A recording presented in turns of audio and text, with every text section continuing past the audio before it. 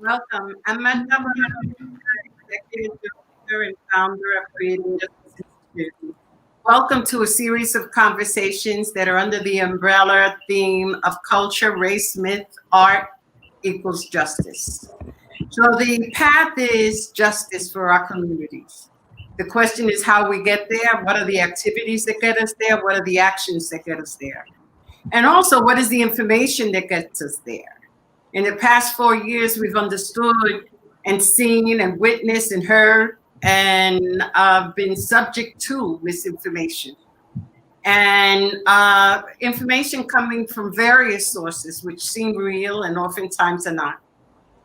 And what we're finding is that there are warriors within our communities that are speaking truth to power, that are providing information, are creating action that is centering the needs of our communities. And as we move forward, the question becomes, how do we break the silence? How do we become warriors of truth? And how do we connect to other warriors of truth so that our information is shared amongst us and we can create the change that we need for our communities? So I would like to introduce you to your moderator for this evening, Olga Rivera Chapman, who will guide you and introduce you to our speakers today. So thank you for being with us. Thank you, Marta. Thank you, everybody, for joining us today. Again, I'm Olga Chapman Rivera. I'm based in Puerto Rico, and I am a publicist and brand professional. And I just want to emphasize on what we've done in the past with the series. We have gone through 4 panels focusing on the history of Empower, that build organization with the elders, then Thriving Beyond the Performative, unifying racial cultural justice initiatives. And we, at the end, talked about equitable funding system and what the law is not the law. It's a series that we started before the election that we are continuing today. And we, again, thank you for connecting with us on a conversation on what has happened after this electoral cycle. And I have with me the pleasure, to be honest, of having Juan Gonzalez, Lumumba Bandele, Rosa Clemente, Sandra Rodriguez Cotto, and also Sam, that it's with us as well, Sam Cruz. I just would like for each of you to introduce yourself so we can go and then go directly to the topics that we're talking about today. So if Sandra, you can start. Hola, I'm Sandra Rodriguez Cotto. I'm based here in Puerto Rico. I'm an independent reporter working in the communications and journalism fields for over 30 years in Puerto Rico, and very much intrigued and interested, and throughout my life I have been involved in covering issues regarding race and gender issues as well, and inequalities on the island.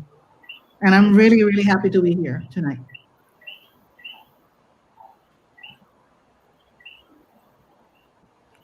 Lumumba? Yes, good evening. Lumumba Bandele. I'm an organizer with the Malcolm X Grassroots Movement, an educator at the City University of New York. I do most of my work around the existence of political prisoners in the United States with a number of campaigns to demand their unconditional release. Additionally, I am doing significant work around police reform right now in the current state of trying to defund policing, and I'm the former National Strategies and Partnerships Director with the Movement for Black Lives. Pleasure to be here. Thank you, Lumumba. Rosa, please join us. Peace, everybody. My name is Rosa Clemente. I'm an organizer, independent journalist, producer, and trying to finish my PhD. I focus on Afro-Black, Latino, Latinx identity in the United States, and work on issues around police violence, political prisoners, and the independence of Puerto Rico. Thank you, Rosa. Juan, please. Yes, hi everyone. I'm Juan Gonzalez. I'm a professor of journalism and media studies at Rutgers University, now living in New Brunswick after many years in New York City. I was a columnist for the New York Daily News for about 30 years and a working journalist for about 40 years. And I'm also the co-host of Democracy Now!, which I've been on since it began back in 1996.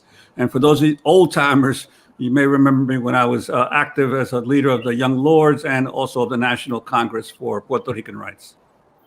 Thank you, Juan. Thank you for joining us tonight. And Sam Cruz. Hola, hello. I'm Sam Cruz. I am a pastor at Trinity Lutheran Church in Sunset Park, New York. I am also associate professor of religion and society at Union Theological Seminary, and it is a pleasure to be here. I have a lot of interest on issues of racism in Latin America and the Caribbean, and the potentiality for religion to be a form of liberation for all oppressed groups in our country. It's a pleasure to be here. Thank you. Thank you, Sam. So going into the conversation tonight, I would like to send a message to everyone and give context specifically of what happened. We all know that we have been through 4 completely extraordinary years where not only racial issues in the United States, political issues in Puerto Rico, because we want also to touch base on those issues specifically related to violence, to how we communicate, and what are the conversations that we're having and we're doing. And I would like to send you guys the following message, and is this: if we were to tell the people, our communities specifically, 20 years, 30 years from now, what is the takeaway of this 4 years? What is the takeaways of this administration, and what the administration has done to our institutions, to our belief in truth, and to the racialization of our communities? That this is a question for everybody in the group.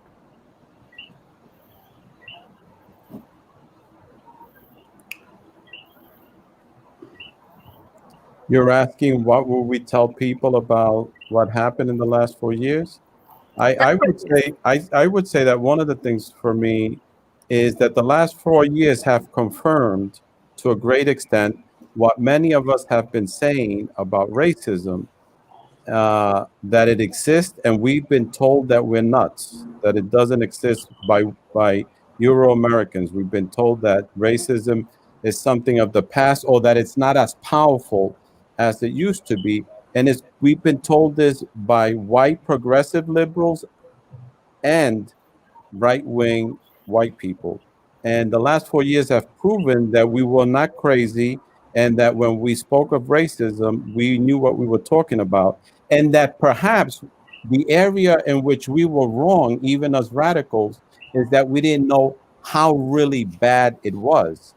But Trump has released the energies of all those racist people in our society, and it's come to light that this is a deeply, deeply racist society, which we always spoke about, but it might be even worse than what we thought. That's one of the things that I would say. And the second thing is that democracy in this country has always been a fallacy.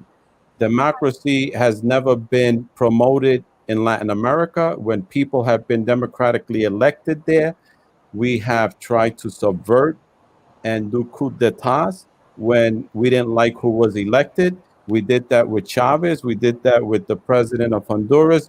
We did that in Chile many years ago. We've done that all over.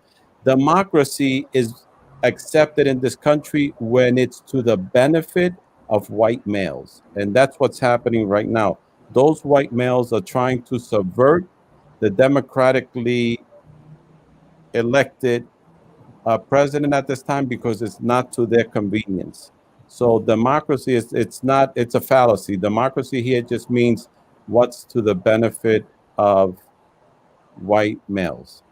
If it doesn't promote the power and domination of that group, democracy is dispensable. And we could see that with what's happening right now.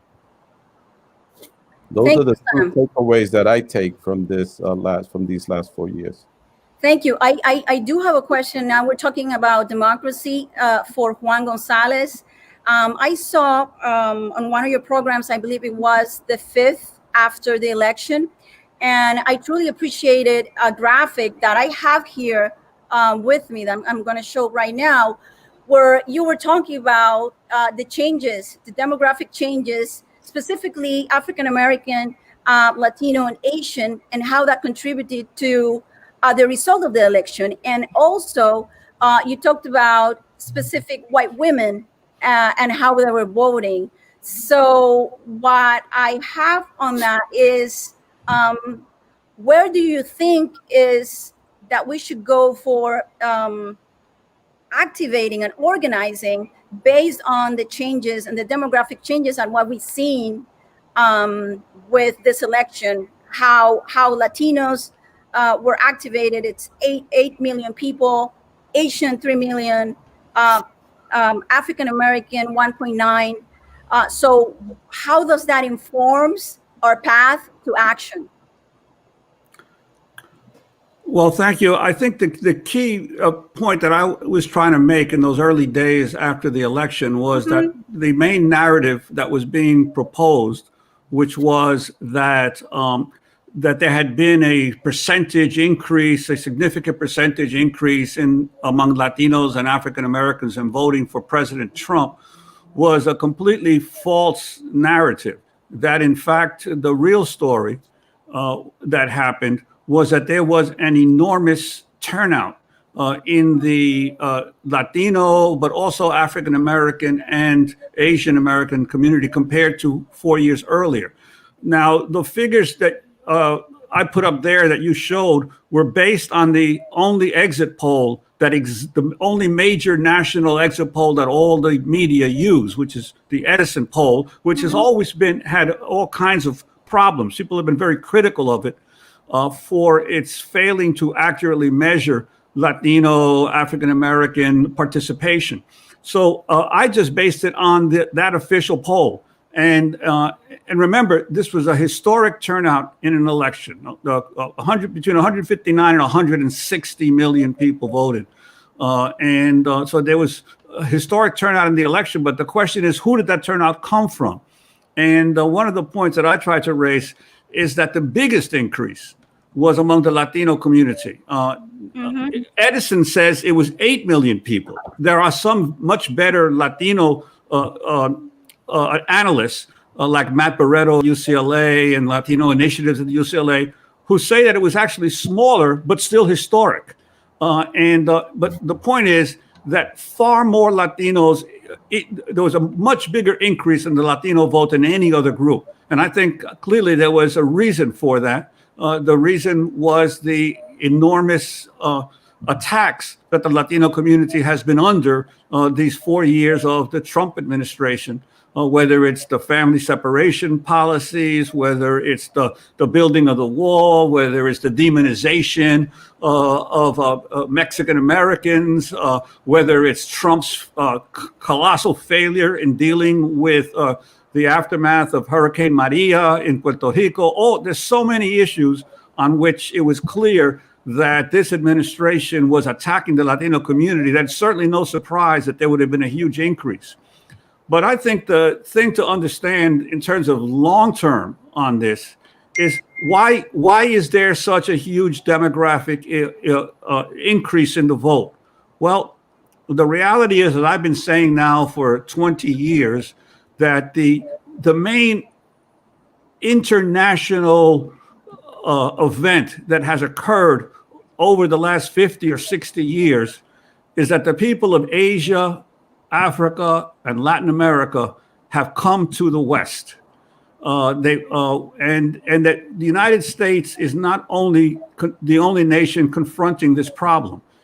In France France is going nuts over what to do about all the Algerians and the Tunisians and the Moroccans that have migrated to and have settled in France. England doesn't know what to do about all the Pakistanis and Jamaicans and West Indians. Germany doesn't know what to do about all the Turks. And the United States doesn't know what to do about all the Latin Americans and increasingly Caribbeans and Africans who have come to settle in this country. And the key thing to understand is that these migrations have come precisely from the former colonies of these imperial powers. The reason there are so many Algerians and Tunisians and Moroccans in France is because those were the colonies of France.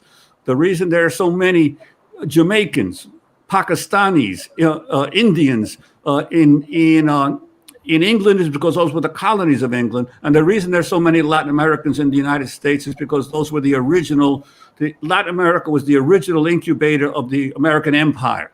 So the peoples of the colonies since World War II have increasingly come to the West. They've come to their very colonial masters, and they are reshaping the content and the composition of these nations. And the old settlers of these countries are afraid. They think that the world as they knew it is changing, and they can't handle it. And so I think that is the main direction. And nothing is going to stop that. Nothing. Because the reality is that as capitalism and globalization tears down national boundaries for capital, it cannot control the flow of labor. So I think that this is going to continue to happen. Now, what the important thing to understand with this election is that grassroots organizations have now been building these communities into real political forces. The people who participated in these elections weren't organized by the Democratic Party or the Republican Party. They were organized by Mi Gente and Latinos Unidos and all these other organizations at the grassroots levels that especially built among the youth. Because I think you can't hide the fact that 70 million Americans, despite everything that Donald Trump has done, voted for him. But among the young people, white, black, Latino, Asian, Native American is completely different. So the future is with progress, is with these grassroots organizations continuing to organize and build strength. And I think that's the main story, the mobilization, the huge turnout, and not a percentage or 2 or 3 that went for Trump versus went for Biden, because Trump pretty much fell within the 1/3 vote of the Latino community that virtually every Republican has since Ronald Reagan. In fact, George Bush did much better among Latinos. One election, George Bush got 44% of the Latino vote, but it was a much smaller vote because more and more Latinos are voting. So I think that's the key thing to understand. Turnout, turnout, turnout. And why the turnout? Because the country keeps changing. You know, I would agree with that. But I would also, I'm looking at the reason the turnout was that big was there was a clear enemy, a megalomaniac, a maniac in office, right? And it was literally do or die, survive, not even thrive. I think there's been now an over dependence on the electoral political project, and that too many organizations are now depending on the vote and elected officials. Because we've seen waves of elected officials in the past before, particularly African American, Latino. We have the most elected officials of color ever, and the income inequity and every other inequity has actually been heightened, of course, along with the global pandemic, right? So I worry about what that means of what organizing looks like outside of complete reactionary organizing. In the sense, there's no choice that we have to get on the streets during a global pandemic because George Floyd and Breonna Taylor and the other cases. On the flip end, where we've seen not quote visible a visibility of one part of our movement is the release of our political prisoners and prisoners of war, and what we've seen, and we've seen so many come out. All of them should be out, but I'm looking at this because that's been a long struggle. That's been a 20 to 25-year commitment. That has been like, I'm organizing. It's not a hashtag. I'm going to hit it from the electoral part all the way to the grassroots part, to the culture part, to the international part. And lastly, I do caution, because first, when we talk about Latinos, when we as Afro-Latinos are not included in that conversation, not saying Juan Gonzalez, I'm saying the generality of now this term Latinx, that only 2% of Latinos have even heard or used. It's a very, academic term. I know why it was there, to kill the binary of man and woman, male, female, and I appreciate that.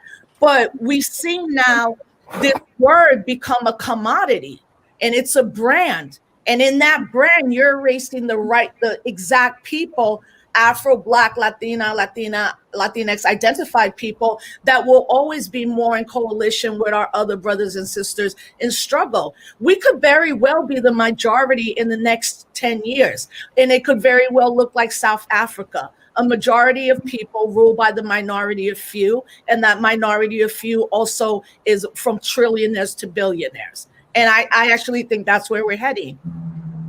I'd like to add something that from your first question, and I totally agree with what Rosa and Juan mentioned before, but I'd like to add something else to this discussion.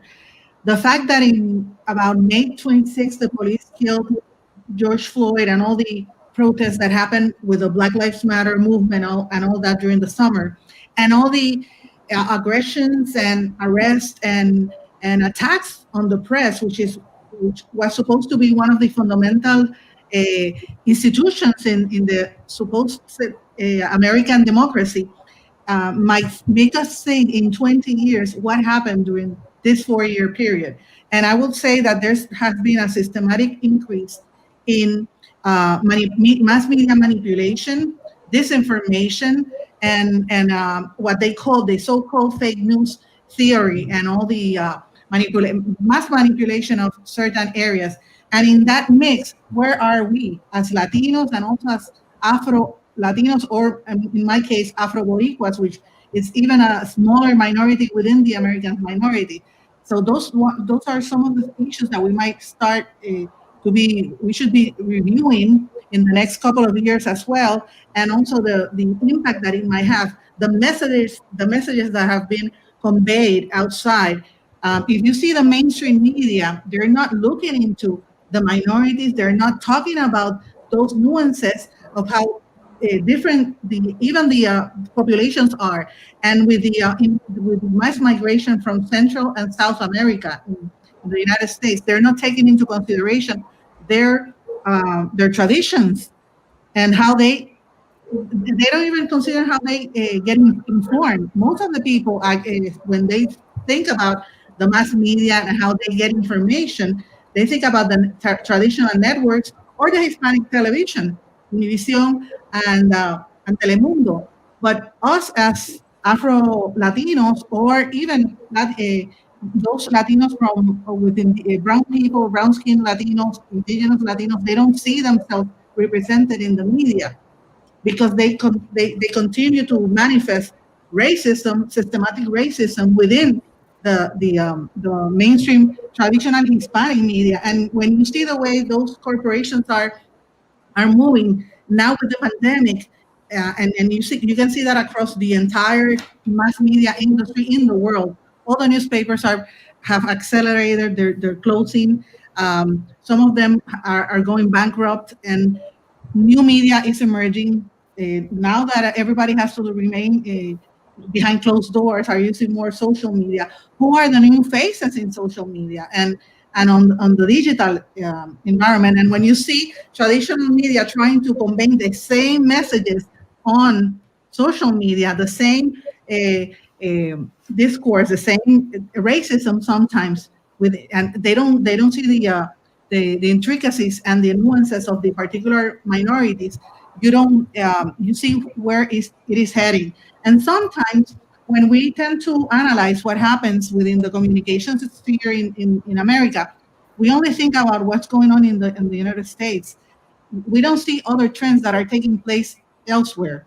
In South America, for example, given the fact that now more people are coming in from Mexico or Central America, they're getting informed not from their own media. They're getting informed from independent journalists, most of them, and even on social media. So people are going to get the information from wherever they need it.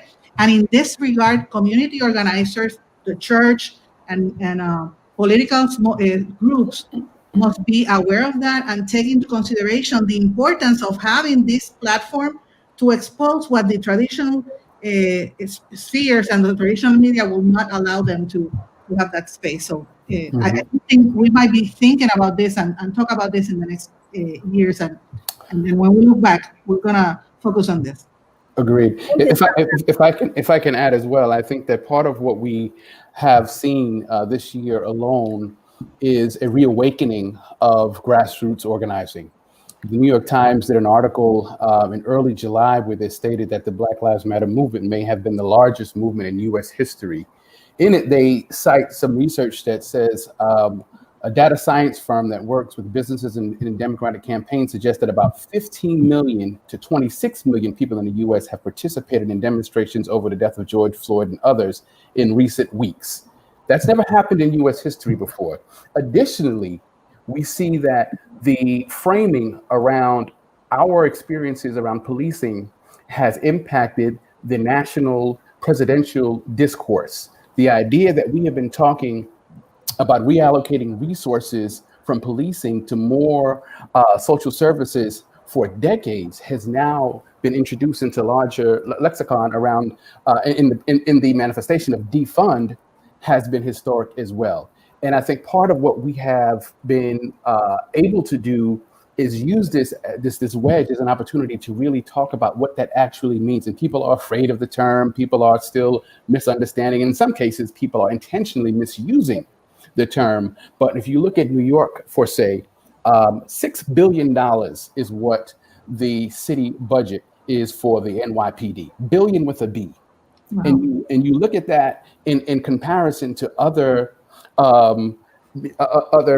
budgetary necessities. The educational budget is not even a third of that. The same with health and human services. And so when we realize what has been the biggest obstruction of people organizing around policing in our work has been this fallacy that police keep us safe, right? Mm-hmm. And part of what we have been really pushing is to reintroduce a new kind of framing and to help people recognize that the safest communities in the world, not just in the United States, not just in New York, the safest communities in the world are not the ones that are more policed.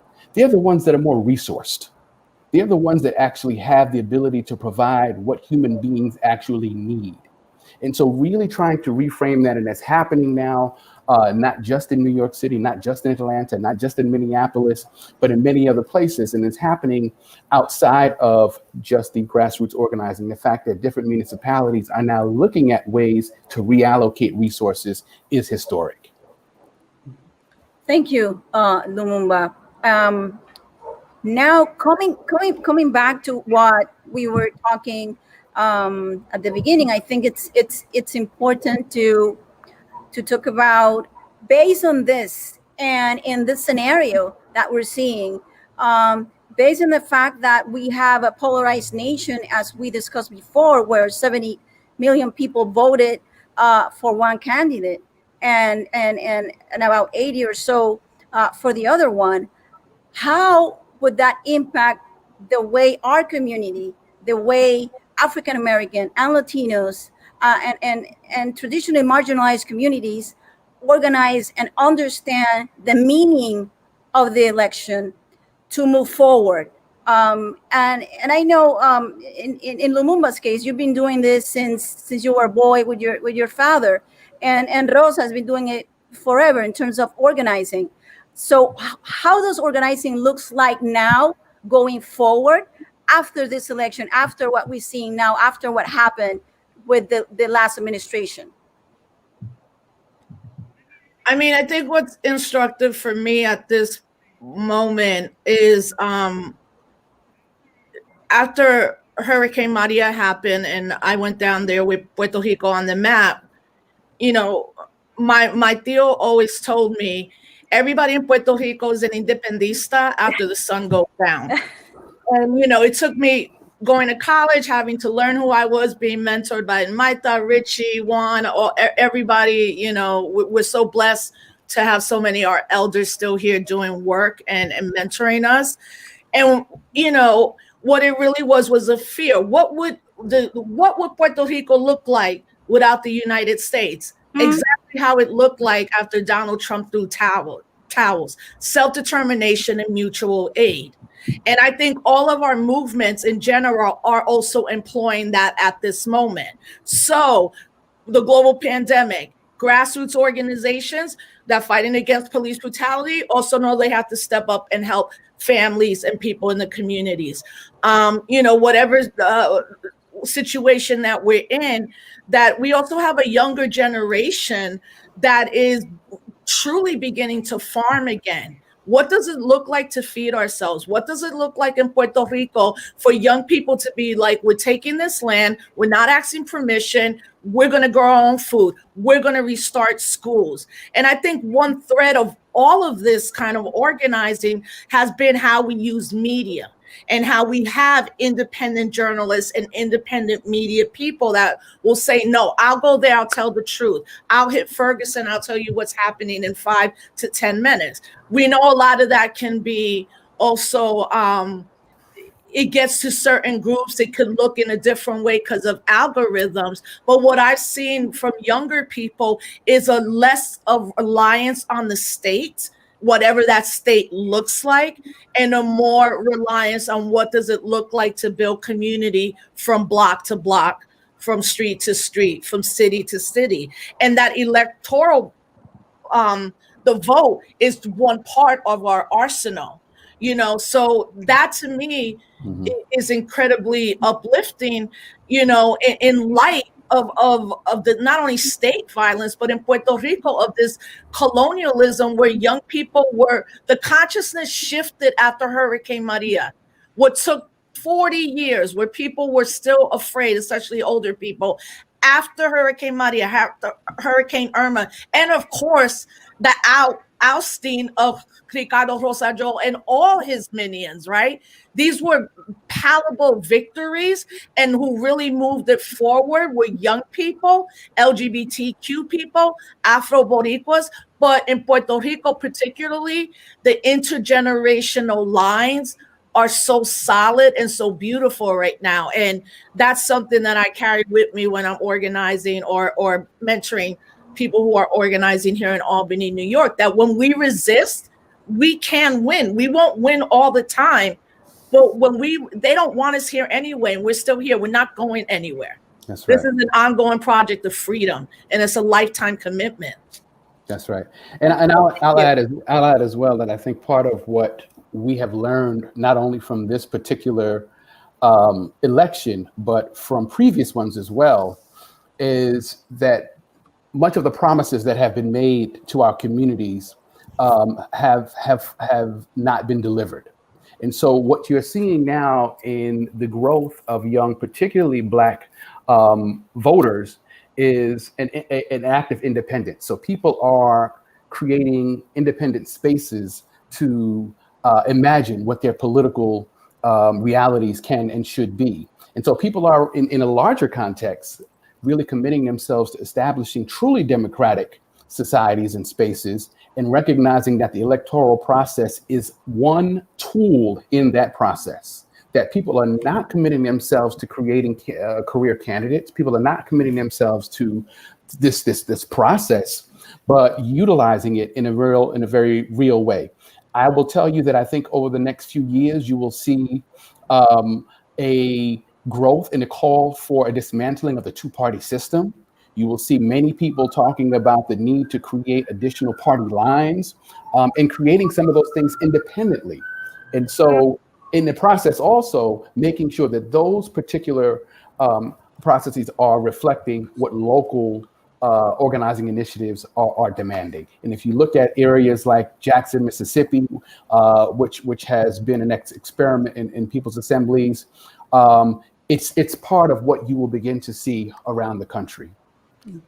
Thank you, and you bring a very interesting point that I'm gonna circle back to Puerto Rico, because it is what happened in the summer of 2019 that gave rise to what happened in this election, which was in some ways, in many ways, very different than the U.S. elections, since we have now in Senate, for example, 5 parties, 2 main parties, the Independent Party, and 2 new movements. One that is Movimiento Victoria Ciudadana, and another movement that is more radical right movement. And I would like to ask you, Sandra, that difference that we're seeing, how we have started finally to dismantle that 2-party system, exactly the same 2-party system in the US. And now we're looking at independent movement, independent candidates. We have a Senate where we have 5 parties and 1 independent. What is the role of people like yourself, Sandra, an expert, a newscaster, and a reporter, on making that happen and that framing that conversation to the generation that has made this happen? Well, I think, and I mean, I have to talk about my experience and my perspective here in Puerto Rico, but you can extrapolate that to the States as well. It's not something that is new. It's not something that happened for this election. It has been a work, political and grassroots groups have been working on that for, I would say, 20 years. This is not the first time there has been independent candidates, more parties, but there has been so many things brewing in Puerto Rico: the economic, the collapse of the economy, the imposition of a fiscal board, and also what the mishandling of the hurricanes. Irma, because people tend to forget that we were hit by 2 hurricanes, one after the other, Irma and then Maria, when everything went down. The mismanagement of funds, the unforgivable amount of people that perished during Hurricane Maria, and that, as a personal note, has been one of the toughest situations I have ever experienced in my life, working nonstop during and covering on the only radio network that was on the air back then, and seeing all the people coming into the stations, just to tell them that they were alive, and asking for relatives if they were, asking to see if we can say it on the air, that to ask if the people were alive, and knowing that the government was mismanagement funds and the aid, and losing all the aid. And I mean, people were really upset, and it kept on growing. And also there's a new, as Rosa mentioned, I'm so happy with the younger generations. People are not afraid of expressing their views. They're not that committed to tradition, or they're not afraid. They're more free to express what they think, and they have experienced the economic hardship for many years. So I think all that came into last summer when we uncovered the chat. As you may know, I worked on that on the beginning. It was, I had never experienced something like that. I've been to most of the marches in Puerto Rico, and when that happened during the summer, it was completely out of, I mean, I had no idea that people would react that way across party lines, people, religion, ideology, people from Puerto Rico, people from the diaspora, people that are not even Puerto Ricans or of Hispanic descent, talking about that. And I think Puerto Rico sparked something, a movement, because when you see what happened on the island, the protests that we turned, the people of Puerto Rico turned out the government. Right after that, the same situation happened in many countries in Latin America: Chile, Bolivia, Ecuador. I mean, it was, and you see, there's a transformation in general society. And now in the States, with unfortunately what happened during the summer, and going back to Breonna Taylor and George Floyd and all that, you see that there's a younger generation that is not afraid of asking their space, reclaiming their rights, And I think it's, I feel optimistic about the future in that sense. So we as the older generation, or, we have to guide them. I do think in the next couple of years, there's going to be a new society in general. How it's going to be portrayed on the media, how are the powers are going to allow that to happen. That's what we have to look for. And as a journalist, we have to, pay special attention to how those messages are being conveyed and how the politicians are trying to, direct that. So I'm very well optimistic of what could happen, even though we had a divided politics right here on the island right now. If I can add a couple of comments to what Sandra said and some of the other speakers, as someone who has been both a journalist for a long time and an organizer, I also have optimism, but I also want to caution people that we've seen numerous examples in the past, in our own lifetimes, of mass movements that arose, even toppled governments, but then the system, which is a very resilient system, found ways to, as Rosa says, co-opt people and or to crush people. Just think of what happened to Egypt after Tahrir Square, or what happened to the Philippines after the overthrow of President Marcos. Or what happened in Iran after the overthrow of the Shah. And each of these, the people felt that revolution was on the horizon. There was going to be qualitative change, and they ended up with even worse governments than the ones that existed previously.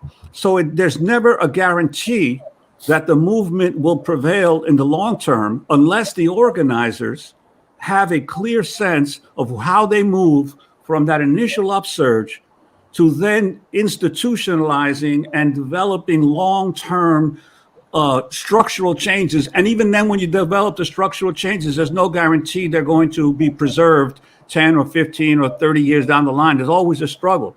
So I want to give some examples of areas that we should pay attention to. The grassroots movement is critical and key, as people are saying.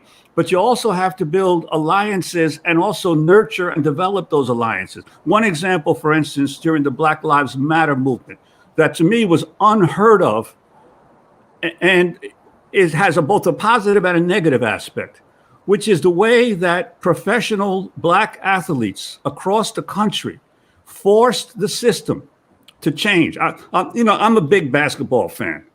The day that I saw the NBA put a Black Lives Matter slogan on the floor of a professional basketball game, I said to myself, what's happening? Are these multi-billionaire owners trying to co-opt Black Lives Matter? No, they were responding to the fact that their athletes were in total revolt. And even though their athletes are all multimillionaires themselves, if they didn't do something to respond to their athletes, their whole business model was in danger of collapsing, right? So I think that those professional athletes are one example of ongoing organizing that has to happen to help to build and spur all those young people who maybe don't pay that much attention to politics, but certainly pay attention to football or basketball, and to be able to get them to open their eyes. The other thing that I think is critically important is when we talk about the militarization of our society. I heard someplace recently that 45% of the American military, the soldiers in our military, are people of color. 45%. In New York City today, about half of the police department are people of color, right? And I remember back in the 60s and 70s, one of the key moments in shifting, really forcing the US government out of Vietnam was not only the enormous victories of the Vietnamese people, but when radicals and revolutionaries started organizing the soldiers, building coffee houses outside of military bases, deliberately directing their organizing to convince more and more soldiers to rebel, right? And so I think that when we were in the Young Lords, a lot of people don't realize that there were African-American police and Latino police that were sympathetic to our causes and attempted in one way or another to assist us, even though they were part of the system, because they felt racial discrimination, they felt under attack, and they wanted in some way or another to help their communities. So even though we see these institutions as institutions of control, every institution is populated by people, individual people, who each of them has to make a decision on what side are they on.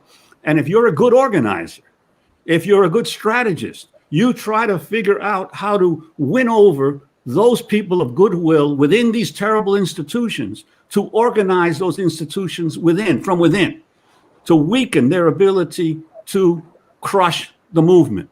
So I think that that's an area that we've got to begin to look at. Where can we build alliances within these institutions of the workers of those institutions to gradually weaken them from within?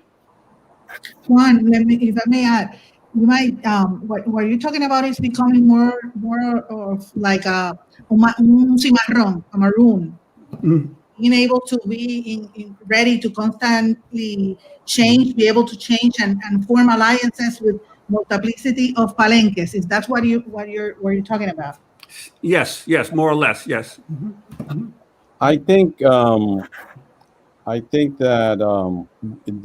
Juan was talking about how resilient the empire is. We have to look at how subtle and powerful their ability is to even change our narratives and discourses throughout it's something difficult to speak about, but when the Black Lives Movement erupted again, I personally feel, I don't advocate for violence, but I personally feel that when they burned down 2 precincts in Minneapolis, the attitudes of the white leaders started to change. It wasn't the protests in the streets, it was burning down the precincts. And I remember in the media how they were forcing Black and brown journalists, and I say forcing, to say, that's a criminal act, that's a criminal act. I personally believe those journalists didn't believe that's a criminal act. If you're killing out people in the streets, how could you call criminal act defense? But they forced us to do that.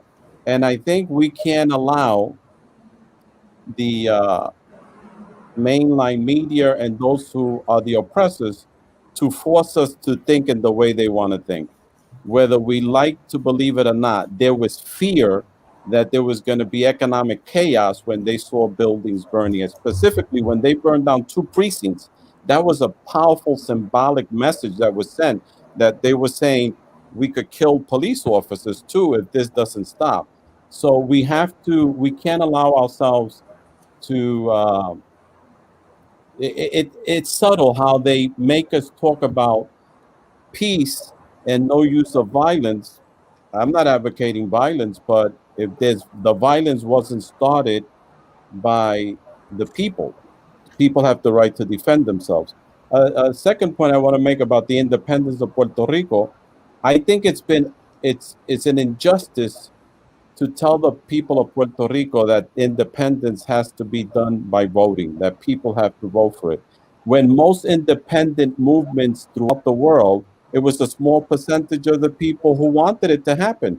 The independence of the 13 colonies from England, only 33% of the colonial people wanted independence. The overwhelming majority would have stayed as colonies.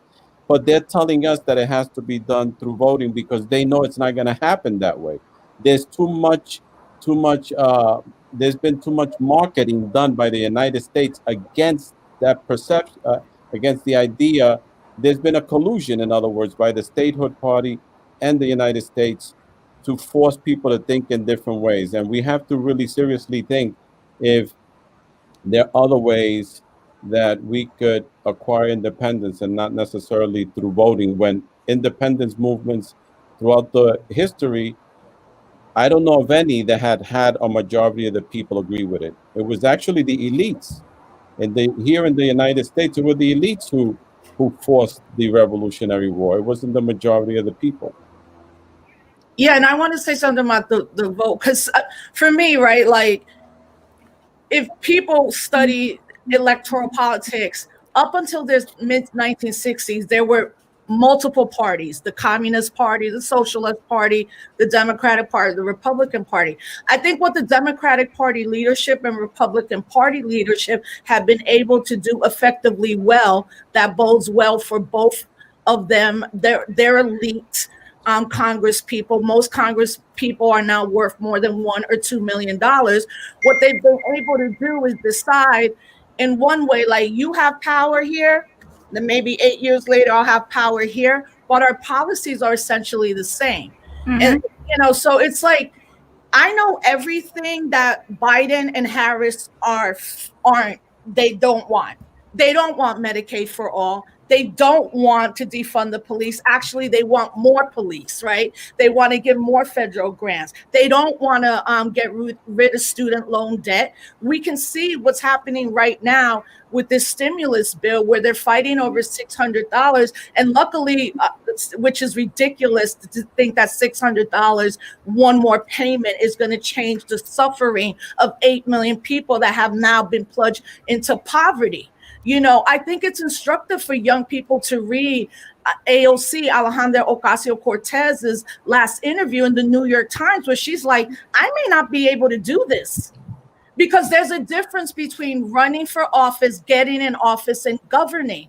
And although there's a squad, that's 5 people out of 435 or 431 congressional representatives. So look, I know something about running for office. I know, when I ran in 2008, the amount of people that said me and Cynthia were crazy, that we were destroying our careers, as opposed to saying, wait a minute, within the Green Party platform, we've now pushed some issues into that platform. It's up to people to pick it up. 12 years after that run, the electoral political project has become more for the elite class. And I don't see how people can't see it and why they can't understand it.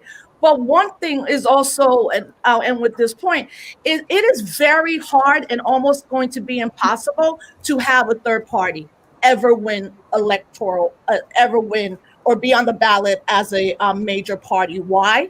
Because Democrats and Republicans come together in courts to make sure that third party candidates are erased or are not allowed to be on the ballot. So if you're going to talk about electoral politics, you have to know how every state runs. People in New York State think the Working Families Party is a separate party. It should be, but it always sides with the Democrat and gives the Democratic person, or the like Cuomo, they gave him, their ballot. In fact, the Working Families Party didn't even back up AOC until like 2 days before she won the election. So I think it's just important that people understand, look, these cats ain't trying to lose power. And this facade of a democracy continues to be a facade where many of us are like feeding it and being co-opted into it.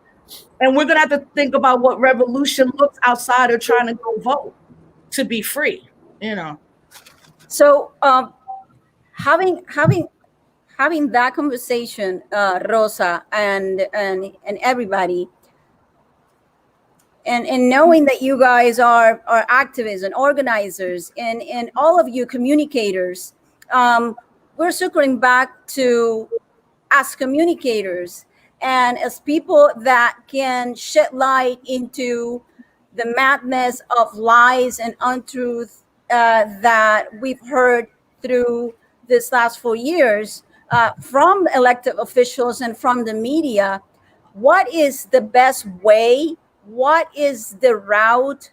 What should the people that are listening to us and watching tonight should do, should listen to, should tune into, should read, so that we are more involved and engaged and know a little bit more of our own situation to move forward?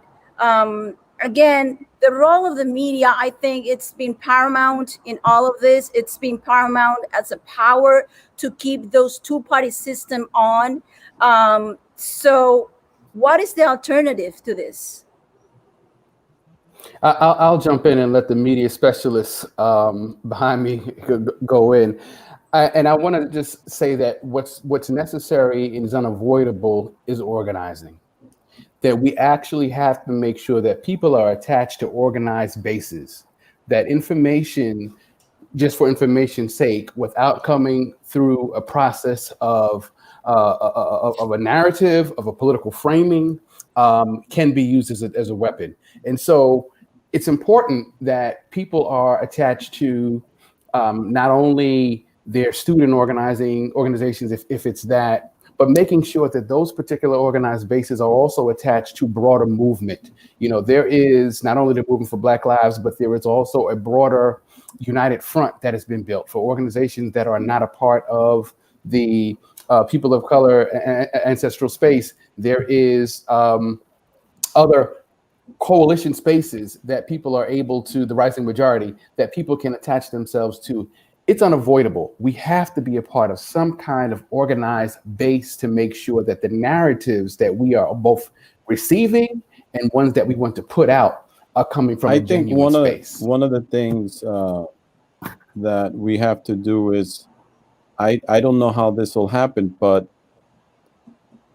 progressive leftist radical voices have to learn how to work together, I guess, and join each other, because people who negative forces from the right within Black and Latino and white communities are able to get together and create bigger forces, and they have the voice. I mean, I'm a pastor, and you would think that all Christianity is homophobic, patriarchal, racist, sexist, and everything else you can think of, when you only hear the voices of those people. The Democratic Party itself is expert at finding religious leaders to pray at their meetings that are people who are right-wing individuals, or people who don't really seek for real justice, but just seek for themselves. And we have to stop that from happening, unfortunately. And it happens in the media, and how we are portrayed is fascinating. I would like to ask Juan what he thinks about what happened in Nevada with the overwhelming vote that Bernie Sanders had in the primary, and how that wasn't spoken about at all. But when Biden won the Black vote in other states, since Biden was the nominee they wanted, apparently, they spoke about it. So how, it was almost like a silent thing overwhelmingly, which was interesting, because we talk about right-wing voters in Miami, but we didn't speak about all those voters in Nevada that voted for Bernie Sanders, who was the most radical of all. And Sam, before we move with Juan, I would like to stay with you for a second, and also point out that, again, in this electoral cycle, the role of the institutional religion, or the religious groups, was and has been used. For this administration has used religion as a token, right? To move people to vote, and to move people to believe crazy ideas and untruth and radical lies. So what should be, in your opinion, you're a pastor, but you're a scholar, and you're a teacher, and you're an activist. So in your opinion, what should be the role of institutional religion and spirituality in organizing and moving us forward? Because it seems like it's been complicit of many things since in the past. So moving forward, how do you see that playing out? Well, one of the positives, if you could call it positive, things that has happened, at least within Latinx evangelicalism, is that many people who are always been more open to seeing things differently, and not in a right-wing demonic way, the way the white evangelical movement is, became more active and are speaking out more. People that have surprised me are speaking out more on many issues. Because what happens is that the media spits out lies, and it works to the advantage of even the progressive media. They say things about Latinos and even Latino Christians that are not accurate. They say everything is about abortion, pro-life versus choice. But statistics have shown that among Hispanic Catholics are among the most liberal Democrats in the United States. So the white liberals have used those myths and lies about our people to justify their not reaching out to us. For example, I mean, how long did it take Biden to reach out in a serious way to the Latinx community? Sorry, whoever doesn't like Latinx, Latino community in Florida, especially in the Orlando area.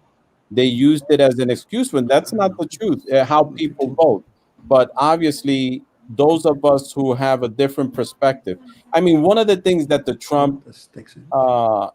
Trump presidency demonstrated was that the white evangelical movement is a piece of shit. Excuse me, it's nothing. It's not. That's not religion. That's nothing good. It's crap. So now Latino evangelicals who don't have the same history as those white racists have to decide where they're going to stand. Are they going to continue to support hatred and death, or support life and liberation? So there has to be definitely more organized, more figuring out ways how to work together. Thank you, Simon. I wanted to also touch on with you, Rosa, on organizing, but also you are specialists also in media. You have many platforms where you've touched on different people. So looking at the platform that the right has used in the past, whether it's the church or whether it's mass media, what is the platform for our communities, for African American, for Afro Boricuas like myself? Which would be those platforms that would be best for us to connect to moving forward? I mean, first, let's just say that, without Juan Gonzalez and Amy Goodman, without a democracy now, where the hell will we be? And there are some of us that'll say, that maybe we should cover this more, cover that more. The thing is, there is a great ability to make media now, but I'm interested in making media that counts, media that looks good, and media that informs, and I come to it as an independent journalist. But as someone who has studied the Young Lords in all my readings, like Juan and Richie were very clear, or the whole Central Committee or the larger organization was clear that we would need our own media response. Hence why the Young Lords had their weekly paper and the Black Panthers had their weekly paper. Right now, the only national kind of paper that speaks to some of our issues is the Final Call from the Nation of Islam. And I'm not saying that as a bad thing. I'm just saying that how newsrooms have been shuttered, but also the how reporters of color have been treated, have not been put on news desks, and all of that is very real. For me, the flip side of that is to do what Micah tells all of us: if it doesn't exist, build it, institutionalize it, make it yourself. And at this current moment, if I had to ask my daughter Alicia, what Afro-Latina people exist on a daily basis on TV, it would be Sunny Huston from The View. That's right. That's not, it's in the news division. Right. Maybe we're beginning to see Omar Jimenez, the Dominican brother that was arrested covering the protest. Yes. So what I've done is I created Disrupt the Chaos. I'm going to bring it back to focus specifically on Latinx issues in the United States, because although there has been an explosion of not only the word, but how particularly Afro-Latina women are coming to the table and creating their own, much of the discourse is looking at African descendants outside of the United States, not looking at particularly a younger Afro-Latino, Latina, Latinx population that has only known United States as home. That's You right. know, that has to now come from colonized land to what Fanon taught us, decolonizing the mind. And I think that's the work that we need to be doing as Afro, Latino, Black, Latinx identified folks. And on that too, the over-commodification of the word right now is something we have to keep critiquing, because you can't have now Afro-Latino studies hiring white passing Latinas that never and harbor anti-Black sentiment in their academic writings and their speeches, right? Like, how all of a sudden are we being represented by the same people that have been marginalizing us within our communities? And we have to call that out. And we have to ask academia, how are you starting departments but not bringing on an identified Afro, Latina, Latinx person? And part of that is because, for me, my identity is not just my phenotype, it's my politic. My politic is Black liberation. However that fits in the game, whatever that looks like, I put myself within the Black radical tradition. I put myself within the Garveyite and on Schomburg and Pan-Africanist and Puerto Rican nationalist tradition. So I think we have to be very mindful of people saying they're representing us, but what are you representing? How you look like and your skin color, and still acting or being anti-Black, or are we looking at the politics of Black freedom? You know, and that's what I do with my all my media work that I do. Thank you for that. Juan, you've been with Democracy Now! for some time now, and 25 years, it'll be in February. 25 years. Yeah. And we'd like to hear your perspective on media as a facilitator of decolonizing the mind and sharing the information that we need to push forward, as Ross is saying. Yeah, well, before saying anything about the media, I'd like to just say a couple of things about the organizing aspect. I think that the key thing for people to understand is, no matter what the situation is, the key thing I think, as Lumumba was saying and as Rosa was alluding to, is organize, organize, organize. You have to organize. If you don't organize people, they're not going to change or move from one place to another. Two is that the work should be as local as possible. You know, I questioned Bernie Sanders the first time he ran, when he came to the Daily News editorial board meeting. And I said to him, you know, you keep saying you're making a revolution, but even if you win, the Senate and the House are still going to be largely conservative and Democrats or Republicans, and you're not going to be able to accomplish much unless you build a real organization from the base up. And his answer was, well, if I win, a political revolution will have occurred.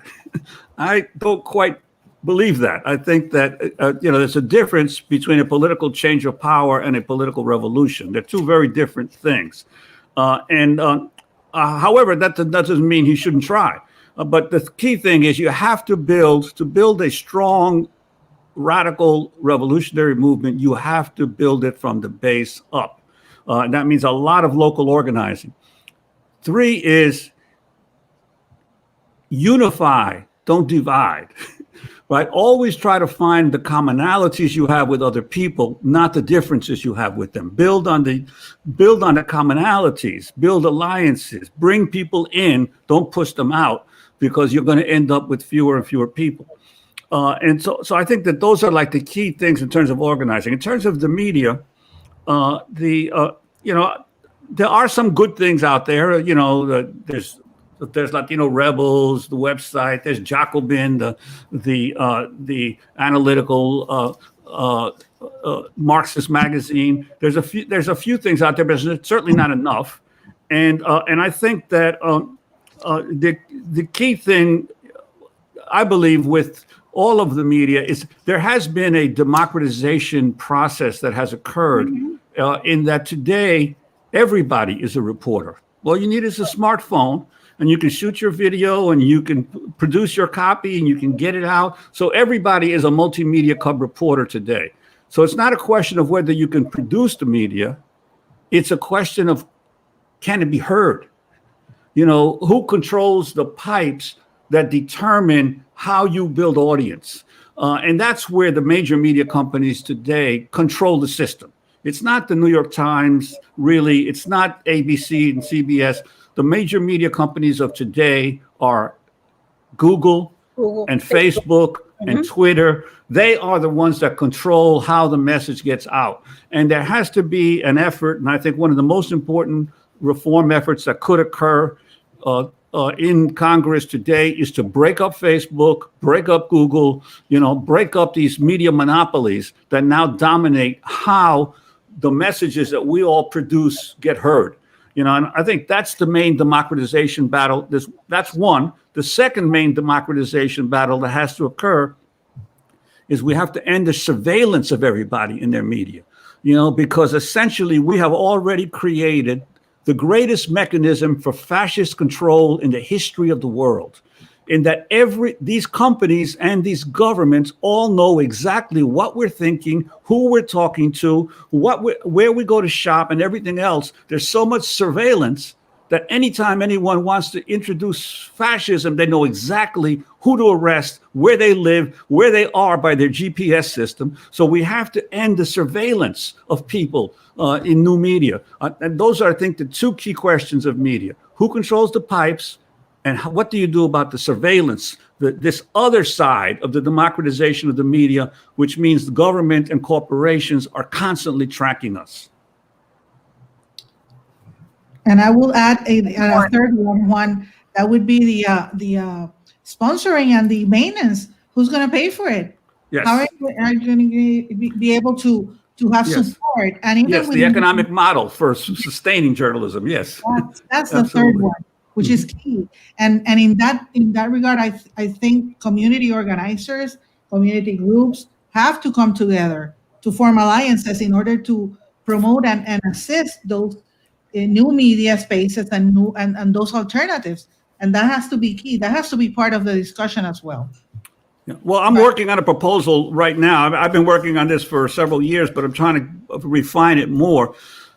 You could sustain local media systems very easily by beginning to, because, the cable systems of America and most of the world operate as monopolies because there's only one cable system in every city because they got to go to the municipal streets and run their wires. But they're only paying right now a small percentage for their video in what's called public access fees. That's how you get all the public access stations and government stations. However, most of the money they're making is no longer from video. It's coming from broadband, right? Their access to the internet. They're not paying anything for that.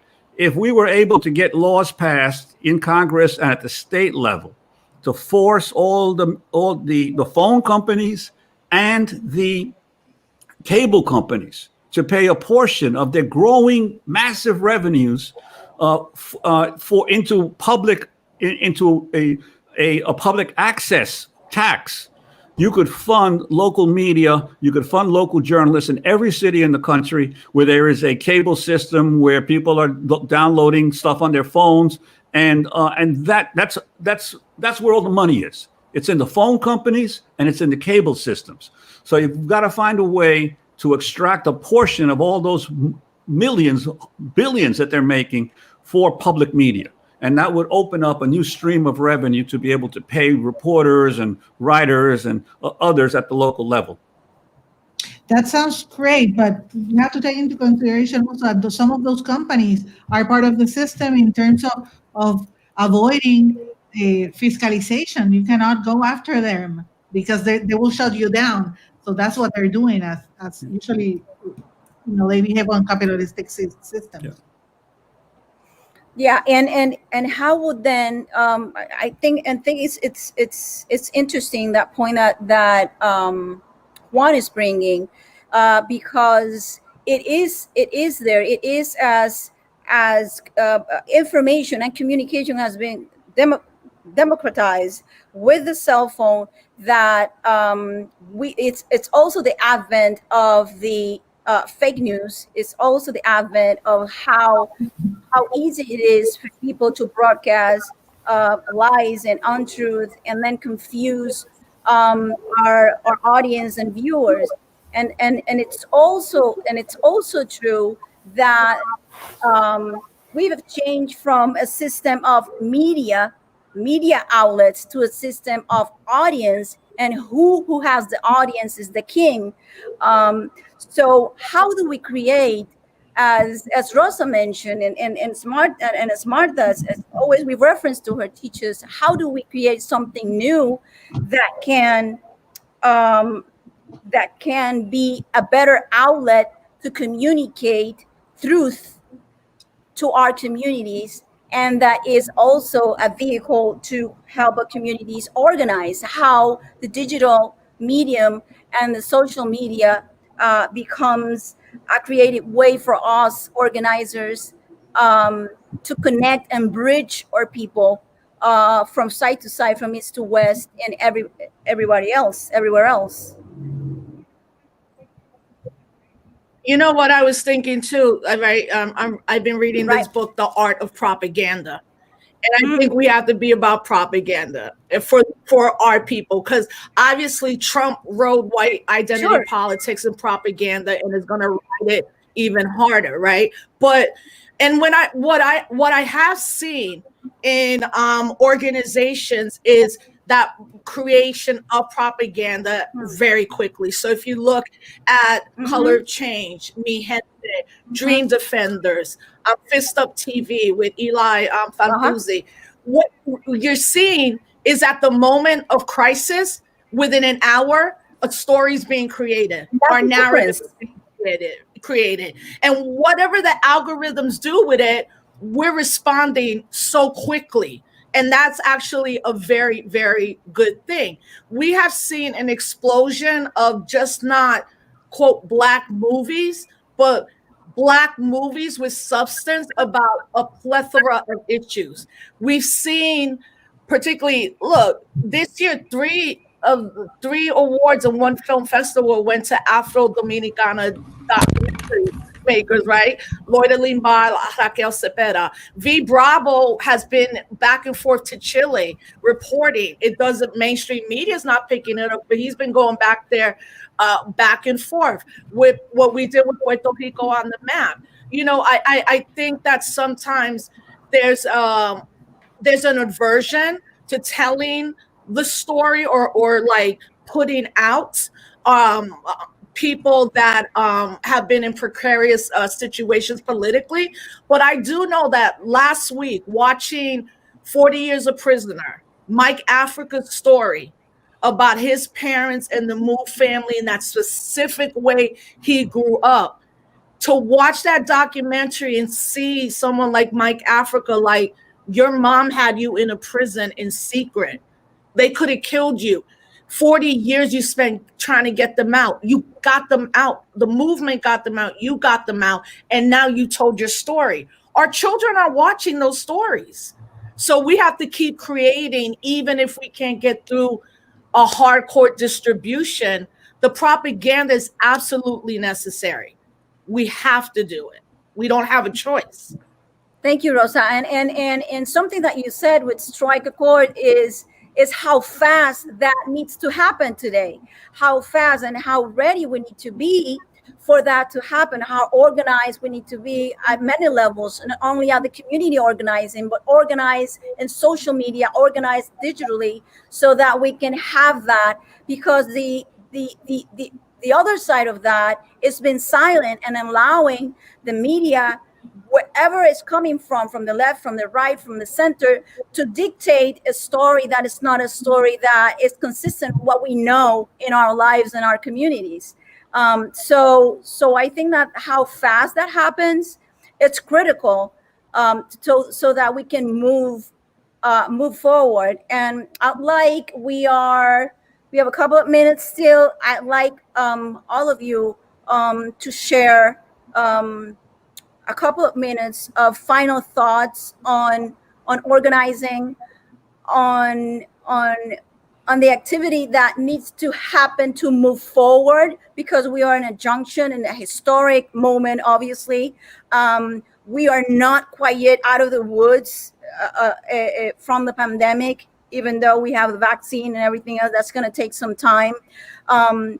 The economy, it's going to be also a long time to recover, and then there's our communities that have been hit particularly hard with the pandemic, with the loss of job, the loss of homes coming into the winter. So what would be your thoughts on moving forward, on not being silent, and as a communicators and again organizers, what would you recommend to the people that are watching us today? Yeah, I'll jump in and say that one of the things that this year, particularly the COVID pandemic, has taught us, particularly people of African ancestry in this country, is that it has reaffirmed this one truism that we have lived, and that is that we keep us safe. That there would have been so many more dead bodies through this pandemic were it not for our mutual aid efforts. Where traditional leadership was supposed to step up, they failed. But our ability to use our networks, our ability to use our resources, our ability to use our creativity to fill in those gaps, to get food where food needed to be gotten, to get PPE where it needed to be gotten, to provide all kinds of support and resources is what kept us alive. That has been our experience since we were brought to North America. Right. And so we need to make sure that that continues to be the framing that we use moving forward. We cannot rely on the state to do that. However, that does mean that we still need to make sure that we hold the state accountable for its continuing to lie to us about what it will and will not do. Right. So our existence has always been this mutual, this dynamic of having to do for ourselves, but why simultaneously hold the state to account. Thank you.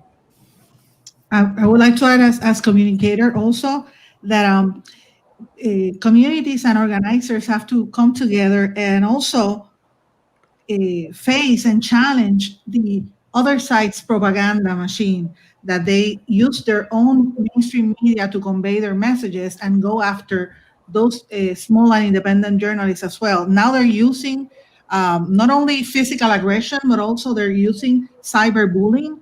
And if you are not aware, most of the attacks on cyber on journalists, particularly female journalists and Black journalists as well, have been targeted in the United States and also in Latin America as well, through to challenge their reporting. So I think communities have to come together to not only support those particular new media, but also the reporters that are trying to do something, reporters and organizers as well, that are trying to do something different, something alternative. And I think that's one of the ways to move forward. Thank you, Sandra. Sam, any final thoughts? I think, as the brother mentioned a few moments ago, it is indispensable that we seek for ways to organize in order to survive. I think of the fact that under the Trump era, I feel constant hostility in places that I used to go that now I don't feel comfortable going to. So we have to do something. I hope to continue to try to organize church leaders. There's no other place in the Latino community where you have thousands of people meet every Sunday, thousands, if not millions, and they listen to leaders where you could speak some truth. And I hope that in the future, there are ways that we could reach out to these Latino evangelical churches, Pentecostal churches, so that they get involved. Because like the sociologist, urban sociologist, Mark Davies said, the Pentecostal church is the biggest poor people's organization in the world. And we need to be able to reach out to them in one way or another. Thank you, Sam. Juan, any thoughts? No, I would just echo what Lumumba said in terms of the need to continue to pull together at the community level to support each other, and especially in times of crisis. And I also think that we should, to me, the key aspect of when you are an organizer in a progressive or radical or progressive direction versus just a liberal and institutional direction is your attitude toward the rest of the world. Do we continue to support and uphold the idea that America is number one, that we are the best, that everything has to be for us, that the vaccine has to be for us first? Or are we anti-imperialist? Do we understand that we live in the most powerful imperialist country in the world, and that our responsibility is to stop the empire from continuing to dominate, bully, and exploit people in the rest of the world? That's our main responsibility, I believe, is to curb the excesses of the empire until the people in other parts of the world are able to establish their own freedom and their own. Because I keep thinking about those 70 million people that voted for Trump. Yes, some of them were deluded and some of them were confused, but a lot of them knew exactly what they were doing. Mm-hmm. They knew exactly who they were voting for, and they knew exactly what he stood for. And so, I know a lot of people keep dreaming of a revolution happening in the United States, but I believe that fascism will come in the United States before revolution does, and that our responsibility is to curb the worst excesses of our government while the rest of the world continues to build its strength. Thank you, Juan. Mm-hmm. And Marta, Dr. Vega, which is back, would like you as well to give us your final thoughts. Well, I can only repeat what has already been said. We have to stay on the course. We have to develop places of critical thought and critical action. The people who are on this panel are expert in doing that, so that we can't say that we don't have people to learn from or people to listen to or have voices that we can put into action. The point everyone has made, and the point that we have to continue to make, is that we're in it, and we have to be in it. And we have to be in it for ourselves, for our family, our community, and for our future. We need to think 7 generations as Native peoples do forward. We can't think of just today. We have to think of tomorrow, because we have children, we have grandchildren. And most important, the goal has to be freedom. And it has to be safety at this point in time, because there was a policy by this government to eliminate us, herd immunity, right? So that we have to understand that it's our responsibility to watch out for each other, to love each other, but it's our responsibility to want and strive for and intentionally work for freedom of our minds and our bodies. Mm-hmm. Thank you for being with us. Okay, thank you. Thank you. Thank you. Thank you, everybody. Be well. Be well. Stay safe. Thank you.